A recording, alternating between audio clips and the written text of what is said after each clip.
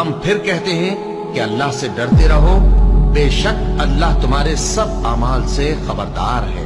اور ان لوگوں جیسے نہ ہو جانا جنہوں نے اللہ کو بھلا دیا تو اللہ نے انہیں ایسا کر دیا کہ وہ خود اپنے آپ کو بھول گئے۔ یہی لوگ ہیں نافرمان۔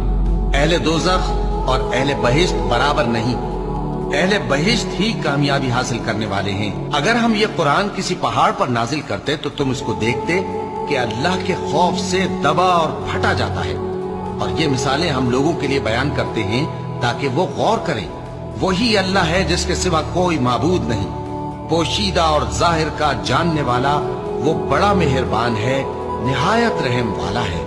وہی اللہ ہے جس کے سوا کوئی عبادت کے لائق نہیں، بادشاہ حقیقی، ہر عیب سے پاک، سلامتی دینے والا، امن دینے والا، نگہبان، غالب، زبردست، بڑائی والا۔